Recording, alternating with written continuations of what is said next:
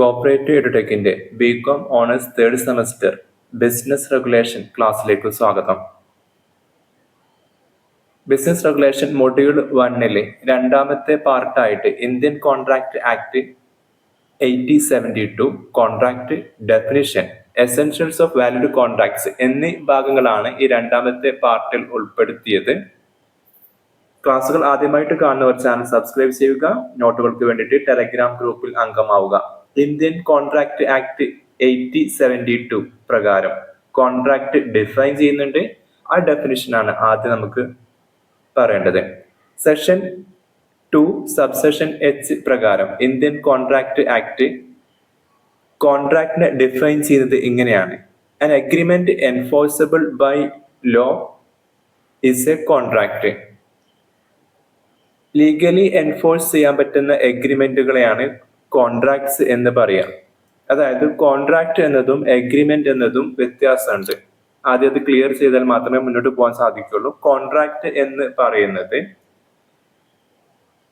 മുമ്പ് എന്താണ് എഗ്രിമെന്റ് എന്ന് നോക്കാം. എഗ്രിമെന്റ് എന്നത് ഒരു വിഷയത്തിൽ രണ്ടു കൂട്ടർക്ക് യോജിപ്പ് വന്നാൽ ഓഫർ ആക്സെപ്റ്റൻസ്, ഒരാള് ഒരു ഓഫർ പറയുന്നു, മറ്റൊരാൾ അക്സെപ്റ്റ് ചെയ്യുന്നു. ഇപ്പോൾ രണ്ട് സുഹൃത്തുക്കൾ ഒരു സോഷ്യൽ റിലേഷന്റെ ബേസിൽ അടുത്ത ആഴ്ച ഹോളിഡേക്ക് ഒരു ട്രിപ്പ് പോവാം എന്ന് പ്ലാൻ ചെയ്താൽ അത് എഗ്രിമെന്റ് ആണ്.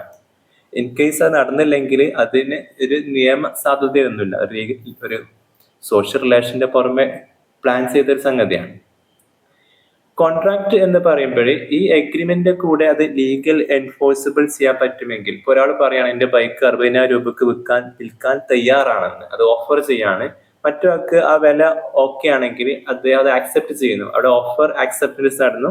അത് ലീഗലി എൻഫോഴ്സ് ചെയ്യാൻ പറ്റുന്നതാണ്. അതുമായിട്ട് ലീഗലി എന്ത് ചെയ്യാണ്ട് അത് പെർഫെക്റ്റ് ആണ്. അത്തരം സന്ദർഭങ്ങളിൽ അതിന് കോൺട്രാക്ട് എന്നും പറയാം. കോൺട്രാക്ട് എഗ്രിമെന്റ് ഇവ രണ്ടും വ്യത്യാസമുണ്ട്. കോൺട്രാക്ട് എന്ന ഡെഫിനിഷൻ പറഞ്ഞത് പോലെ അത് ലീഗലി എൻഫോഴ്സ് ചെയ്യുമ്പോഴേ അതിന് കോൺട്രാക്ട് എന്ന് പറയാൻ സാധിക്കുള്ളൂ. ഈ ക്ലാസ്സിന്റെ അവസാനം വീണ്ടും ഇതേ ഭാഗം ആവർത്തിക്കാനുണ്ട്. കൂടുതൽ എക്സാമ്പിൾ അപ്പോൾ ഉൾപ്പെടുത്താം. Essentials of valid contract short essay ചോദിക്കാവുന്ന ഒരു ക്വസ്റ്റ്യൻ കൂടിയാണ്. സെക്ഷൻ 10 പ്രകാരം ഇന്ത്യൻ കോൺട്രാക്ട് ആക്ട് 1872 പറയുന്നുണ്ട് what are the essentials of A valid contract. For an agreement to become a valid contract, it must have the following essential. ഇനി പറയുന്ന കാര്യങ്ങൾ നിർബന്ധമായി ഉണ്ടെങ്കിൽ മാത്രമേ ഒരു കോൺട്രാക്ട്, ഒരു എഗ്രിമെന്റ്, ഒരു വാലിഡ് കോൺട്രാക്ട് എന്ന് പറയാൻ സാധിക്കുള്ളൂ. എന്തെല്ലാമാണ് ആ എലമെന്റുകൾ എന്ന് നോക്കാം. ആദ്യത്തേത് ഓഫർ ആൻഡ് അക്സെപ്റ്റൻസ് ആണ്. ഒരു ഓഫറും ഒരു അംഗീകാരവും ഒരു അക്സെപ്റ്റൻസിനും നിർബന്ധമായിട്ടും ആ എഗ്രിമെന്റ് ഭാഗമായിട്ട് ഉണ്ടാവണം. There must be a lawful offer and it's lawful acceptance, നിയമസാധുതയുള്ള. ഇപ്പോൾ നേരത്തെ പറഞ്ഞ പോലെ ഒരാൾ അദ്ദേഹത്തിന്റെ കാറ് 2 ലക്ഷം രൂപക്ക് വിൽക്കാൻ ഓഫർ ചെയ്യുന്നു. മറ്റൊരാൾ അത് ഓക്കെയാണ്, സമ്മതിക്കുന്നു. അവിടെ ഓഫറായി, അക്സെപ്റ്റൻസ് ആയി. അത് ലീഗലി എൻഫോഴ്സിബിൾ ആണ് ആ ഓഫറും അക്സെപ്റ്റൻസും. രണ്ടാമത്തേത് ലോഫുൾ കൺസിഡറേഷൻ, അതായത് something of value must be exchanged. അത് നിർബന്ധമായിട്ടും ഒരു കൺസിഡറേഷൻ വേണം. അതായത് 2 ലക്ഷം രൂപക്ക് കാറ് വിൽക്കുന്നുണ്ടെങ്കിൽ പകരം അതിന് എന്താണോ കാറ് അങ്ങോട്ട് നൽകുന്നു, പകരം ക്യാഷ് ഇങ്ങോട്ട് വാങ്ങുന്നു. അതിനാണ് കൺസിഡറേഷൻ. ആ കാറിന് പകരമായിട്ട് കിട്ടുന്നതിനെയാണ് ഇവിടെ കൺസിഡറേഷൻ എന്ന് പറയാം. അതായത് ആ കരാറ് നിർബന്ധമായിട്ടും ഒരു മൂല്യമുള്ള ക്യാഷ് തന്നെ ആവണമെന്നില്ല, അതിന് പകരം വെക്കാവുന്ന ഒരു വസ്തു, ഒരു സർവീസോ എന്തെങ്കിലും ഒന്ന് എക്സ്ചേഞ്ച് ചെയ്യണം പകരമായിട്ട്. അതിനെയാണ് കൺസിഡറേഷൻ എന്ന് പറയാം. അത് നിർബന്ധമായിട്ടും ലോഫുൾ ആയിരിക്കണം. അതിനാണ് lawful consideration. Something of value must be exchanged. മൂന്നാമത്തത് capacity to contract. Parties must be competent. ഇതിൽ പറയുന്ന ഇരു കൂട്ടരും, ഓഫർ ആക്സെപ്റ്റ് ചെയ്യുന്ന 2 കൂട്ടരുടെയും ഏജ്, അവർ മേജർ ആയിരിക്കണം, മൈനർ ആവരുത്, സൗണ്ട് മൈൻഡ് ആയിരിക്കണം, മറ്റ് നിയമപ്രകാരം ഡിസ്ക്വാളിഫിക്കേഷൻ ഒന്നും ഇല്ലാത്ത ആളുകളും ആയിരിക്കണം. അതായത് കപ്പാസിറ്റി ടു കോൺട്രാക്ട്, ആ കോൺട്രാക്റ്റിൽ ഏർപ്പെടാനുള്ള കപ്പാസിറ്റി നിയമപരമായിട്ട് അവർക്ക് ഉണ്ടായിരിക്കണം. ഒരു കാരണവശാലും 18 വയസ്സ് പൂർത്തി ആവാത്തവരാവരുത്. സൗണ്ട് മൈൻഡ് നിർബന്ധമായിട്ടും വേണം. നിയമപ്രകാരം അയോഗ്യരാകും ചെയ്യരുത്. ഒരു 16 വയസ്സുള്ള ഒരാള് അദ്ദേഹത്തിന്റെ മൊബൈൽ വിൽക്കാൻ തീരുമാനിച്ചാൽ ആ കരാറ് എന്താണ്? വോയിഡ് ആണ്, അത് അസാധുവാണ്. കാരണം അദ്ദേഹത്തിന് 18 വയസ്സായിട്ടില്ല എന്ന കാരണം കൊണ്ട്. അദ്ദേഹത്തിന് കപ്പാസിറ്റി ടു കോൺട്രാക്ട് എന്നതിൽ എന്ത് വന്നിട്ടുണ്ട്, പൂർത്തിയാവാൻ സാധിച്ചിട്ടില്ല. അടുത്ത പോയിന്റ് നോക്കാം. Free consent. Consent must not be obtained by coercion, അതായത് undue influence, fraud, misrepresentation, mistake, അല്ലെങ്കിൽ ആ രീതിയിലൊന്നും എന്താവരുത്, കൺസെന്റ് നേടിയതാവരുത്. തികച്ചും ഫ്രീ ആയിരിക്കണം. അതായത് പൂർണ്ണ സമ്മതത്തോടെ, സ്വമേധയായുള്ള സമ്മതം പൂർണ്ണമായിട്ടും അവിടെ വേണ്ടതുണ്ട്. ഫ്രീ കൺസെന്റ് ആയിരിക്കണം. അത് നിർബന്ധപൂർവമോ ഭീഷണിപ്പെടുത്തിയിട്ടോ വഞ്ചനയിലൂടെയോ അല്ലെങ്കിൽ ഒരു മിസ്റെപ്രസെന്റേഷൻ, തെറ്റായ തിരിമറി നടത്തിയിട്ടോ മിസ്റ്റേക്ക് ആയിട്ടോ, ഒരാൾ വിചാരിച്ച പോലെയല്ല മറ്റേ ആൾ വിചാരിച്ചത്. ഇപ്പോൾ ഒരാൾ തോക്ക് കാണിച്ച് ഭീഷണിപ്പെടുത്തിയിട്ട് പണം വാങ്ങുകയാണെങ്കിൽ, അല്ലെങ്കിൽ വീടും പറമ്പും സ്വന്തമാക്കുക എന്ന രീതിയിലേക്ക് ഒരു കോൺട്രാക്ട് സൈൻ ചെയ്യിപ്പിച്ചാൽ അതൊരിക്കലും എന്താവില്ല, കോൺട്രാക്ട് ആവില്ല, അത് വാലിഡ് കോൺട്രാക്റ്റേ അല്ല. ഫ്രീ കൺസെന്റ് നിർബന്ധമായിട്ടും ഒരു കോൺട്രാക്ടിന്റെ എസെൻഷ്യൽ ആണ്. മറ്റൊരു element lawful objective. The objective must not be illegal, immoral or against public policy. പൊതു താല്പര്യത്തിന് എതിരാവരുത് അതിന്റെ ഒബ്ജക്റ്റ് എന്ന് പറയുന്നത്. ഇവർ തമ്മിൽ കോൺട്രാക്ട് ചെയ്യപ്പെടുന്ന കോൺട്രാക്ട് ഒരിക്കലും ഇല്ലീഗൽ ആവരുത്, ഇമ്മോറൽ ആവരുത്, അത് സമൂഹത്തിന് എതിരാവരുത്. അതായത് നിയമാനുസൃതമായ ഉദ്ദേശത്തോടു കൂടി മാത്രമേ കരാറിൽ ഏർപ്പെടാവൂ. ഈ അഗ്രിമെന്റിലെ ലക്ഷ്യം എന്ന് പറയുന്നത് ഒരിക്കലും നിയമവിരുദ്ധമാവാൻ പാടില്ല, അത് പബ്ലിക് പോളിസിക്ക് എതിരാവാൻ പാടില്ല. ഇപ്പോൾ ഒരു രണ്ട് കൂട്ടര് അഗ്രിമെന്റ് ചെയ്യുന്നത് ഒരു നിയമപരമല്ലാത്ത എന്തെങ്കിലും കള്ളക്കടത്ത് നടത്താൻ വേണ്ടിയിട്ടാണെങ്കിൽ അതെന്തല്ല, അത് ഒരു കോൺട്രാക്ട് അല്ല, അത് എന്തായി മാറും, ഒരു വോയിഡ് കോൺട്രാക്ട് ആയിട്ട് മാറും. അപ്പൊ ലോഫുൾ ഒബ്ജക്റ്റ് നിർബന്ധമായിട്ടും അവിടെ വേണ്ടതുണ്ട്. മറ്റൊന്ന് നോട്ട് എക്സ്പ്രസ്ലി ഡിക്ലെയർഡ് വോയിഡ്, അതായത് should not be a type of expressly declared void under the act. Act പ്രകാരം നിയമം തന്നെ വിലക്കിയ സംഗതി ആവരുത്.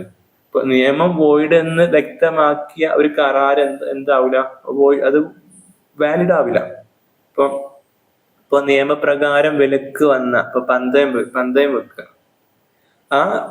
അതിന്റെ മുകളിൽ ഒരു കോൺട്രാക്ട് അത് എന്താണ്, നോട്ട് എക്സ്പ്രസ്ലി ഡിക്ലെയർഡ് വോയിഡ് ആണ്. അത് നിയമം തന്നെ വിലക്കിയ സംഗതിയാണ്. അപ്പൊ ആ വിലക്കിയ സംഗതിക്ക് മുകളിലുള്ള ഒരു കോൺട്രാക്ട് പിന്നെന്താവില്ല, വാലിഡ് ആവില്ല, അത് വോയിഡ് ആയിട്ട് മാറും. ഏഴാമത്തെ point certainly and possibility of performance. Terms must be clear and performance must be possible. ആ ടേംസ് ആൻഡ് കണ്ടീഷനിൽ അതിൽ വ്യക്തത വേണം, മാത്രമല്ല പോസിബിളും ആയിരിക്കണം. ആ പെർഫോമൻസ് പോസിബിൾ ആയിരിക്കണം, അത് നടപ്പിലാക്കാൻ പറ്റുന്ന പ്രാക്ടിക്കലായ ഒരു കാര്യമായിരിക്കണം. കരാറിലെ വ്യവസ്ഥകൾ വളരെ വ്യക്തമായിരിക്കണം, അത് നടപ്പിലാക്കാൻ സാധിക്കണം എന്നാണ് ഉദ്ദേശിച്ചത്.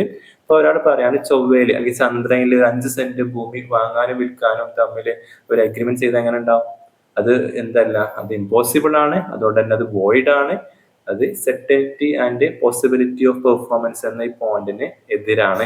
എട്ടാമത്തെ point legal formalities. Some contract require writing, registration or stamp. ചില ഇനം കോൺട്രാക്ടുകൾക്കെങ്കിലും ഈ പറഞ്ഞ രീതിയിലുള്ള രജിസ്ട്രേഷനും സ്റ്റാമ്പും പിന്നെ അതുപോലെ കരാർ എഴുത്തൊക്കെ വേണ്ടതുണ്ട്. ഇപ്പൊ ഭൂമി വിൽപ്പന കരാറാണെങ്കിൽ ആധാരം പോലുള്ള അത് എഴുതി രജിസ്റ്റർ ചെയ്തിരിക്കണം, അല്ലെങ്കിൽ എന്തായി മാറും, അത് വാലിഡ് കോൺട്രാക്ട് ആകില്ല. അപ്പൊ ഇത്തരം 8 എലമെന്റുകൾ എസെൻഷ്യൽ ആണ്. എസെൻഷ്യൽസ് ഓഫ് വാലിഡ് കോൺട്രാക്ട് എന്ന രീതിയിൽ തന്നെ ക്വസ്റ്റ്യൻ കാണാം, നിങ്ങൾക്ക് ഷോർട്ട് എസ്സേ ചോദിച്ചേക്കാം.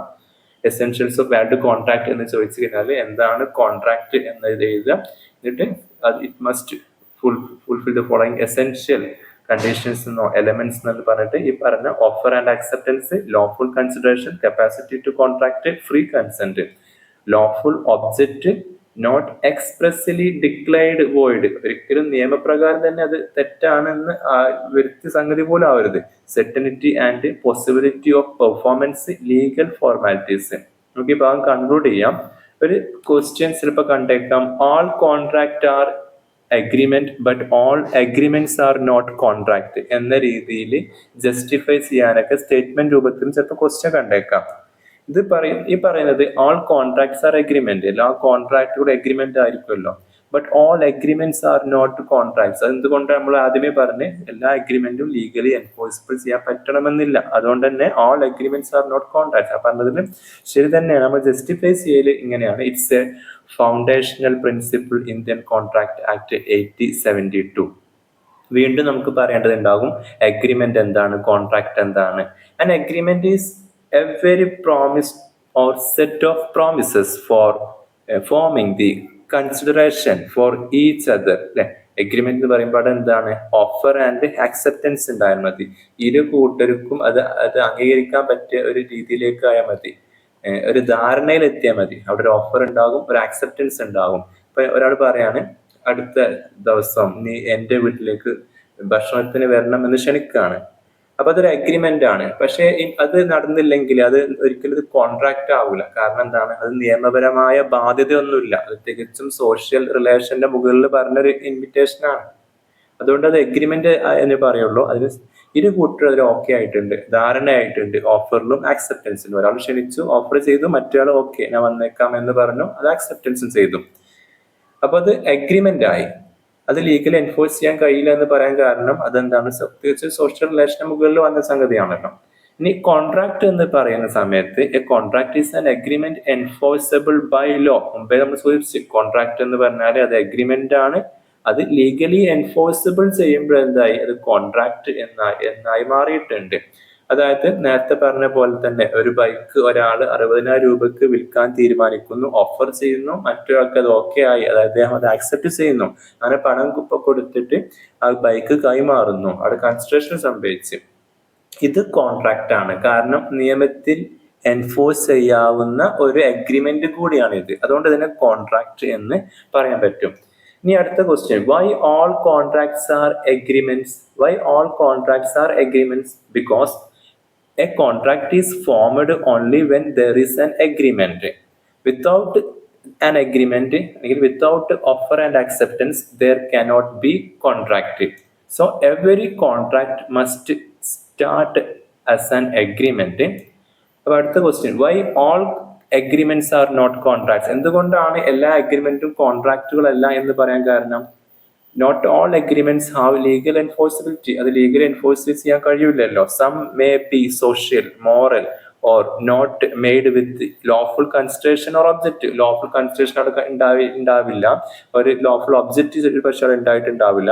അല്ലെങ്കിൽ സോഷ്യൽ റിലേഷന്റെ മുകളിലോ ഒരു മോറലിന്റെ മുകളിലോ ഒക്കെ ആയിരിക്കാം. നേരത്തെ പറഞ്ഞ പോലെ ഭക്ഷണം കഴിക്കാൻ ക്ഷണിക്കുക എന്നതൊക്കെ ഒരു സോഷ്യലിന്റെ ഒരു കമ്മിറ്റ്മെന്റ് കൂടിയാണ്.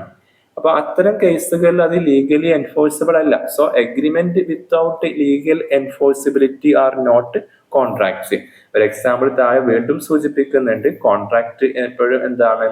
വാലിഡ് അഗ്രിമെന്റ് ആണ്.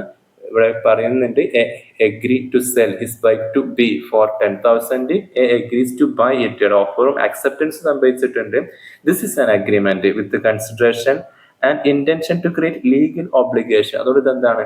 കോൺട്രാക്ട് ആണ്. പിന്നെ not a contract, only agreement. അതായത് A promise to take B to a movie on Sunday, അത് അഗ്രിമെന്റ് മാത്രമേ ഇവിടെ സംഭവിക്കുന്നുള്ളൂ. If A fail B cannot sue. കാരണം എക്കെതിരെ ഒരു കേസ് കൊടുക്കാനൊന്നും പറ്റില്ല. ഇപ്പോൾ ബി അടുത്ത ശനിയാഴ്ച ഒരു സിനിമ കാണാൻ ക്ഷണിക്കുകയാണ്. ഇൻ കേസ് എക്ക് ചെയ്യാൻ പറ്റിയില്ലെങ്കിൽ ബിക്ക് എന്ത് ചെയ്യാൻ പറ്റില്ല? കേസ് നൽകാൻ പറ്റില്ല. കാരണം it's a social agreement, not legally enforceable. Just agreement മാത്രമേ ഉള്ളത്, കോൺട്രാക്ട് അല്ല. It's not a contract. ഇതിന്റെ ബേസ് എന്ന് പറയുന്നത് നമ്മൾ ആദ്യം പറഞ്ഞ ഡെഫിനിഷൻ ആണ്. Legal reference section 2H Indian contract act 1872 പ്രകാരം an agreement enforceable by law is an contract എന്ന് പറഞ്ഞല്ലോ. അതിന്റെ അടിസ്ഥാനത്തിലാണ് ഇത്രയും കാര്യങ്ങൾ നമ്മൾ വിശദീകരിച്ചത്. ജസ്റ്റ് അഗ്രിമെന്റ് കോൺട്രാക്ട് എന്താ ഡിഫറൻസ് നോക്കിയിട്ട് ക്ലാസ് അവസാനിപ്പിക്കാം. അഗ്രിമെന്റ് എന്ന് പറയുമ്പോൾ അവിടെ ഓഫർ ആക്സെപ്റ്റൻസ് മാത്രമേ ഉണ്ടാവുള്ളൂ. കോൺട്രാക്ട് എന്ന് പറയുമ്പോൾ അവിടെ അഗ്രിമെന്റ് പ്ലസ് ലീഗൽ എൻഫോഴ്സിബിലിറ്റി, അല്ലെങ്കിൽ ലീഗലി എൻഫോഴ്സിബിൾ ചെയ്യാൻ പറ്റുന്ന അഗ്രിമെന്റുകൾ കോൺട്രാക്ട് എന്ന് പറയും. അഗ്രിമെന്റ് വൈഡർ സ്കോപ്പ് ആണ്. കോൺട്രാക്ട് ലീഗലി എൻഫോഴ്സിബിൾ ചെയ്യുന്നത് കൂടി തന്നെ നാരോ എന്താ പറയാ കൺസെപ്റ്റ് ആണ്. ലീഗൽ ഒബ്ലിഗേഷൻ എപ്പോഴും എഗ്രിമെന്റ് വേണമെന്നില്ല, പക്ഷെ it must be legally binding, must be legally enforceable. Contract പ്രത്യേകത അങ്ങനെ തന്നെയാണല്ലോ. എൻഫോഴ്സബിൾ ബൈ ലോ എന്നത് എപ്പോഴും വേണമെന്നില്ല, നോട്ട് ആൾവേസ് എഗ്രിമെന്റിൽ. പക്ഷെ കോൺട്രാക്റ്റിൽ എപ്പോഴും എന്ത് ചെയ്യണം, എൻഫോഴ്സബിൾ ബൈ ലോ തന്നെ ആയിരിക്കണം. ഇപ്പൊ promise to gift, social deal, അതൊക്കെ ശരിക്കും എന്താണ്, എഗ്രിമെന്റ് ആണ്. അതിനെതിരെ ഒന്നും കേസ് നൽകാനൊന്നും പറ്റില്ല, കാരണം അത് സോഷ്യൽ റിലേഷന്റെ മുകളിൽ ഉണ്ടായ സംഗതികളാണ്. കോൺട്രാക്ട് എന്ന് പറയുമ്പോൾ നേരത്തെ നമ്മൾ എക്സാമ്പിൾ സൂചിപ്പിച്ച പോലെ തന്നെ ബൈക്ക്, കാറ് വിൽക്കുന്ന കേസുകളിൽ sale of goods, business contracts, ഇവർക്ക് എന്താണ്, എഗ്രിമെന്റ് ആണ്. Thanks for watching.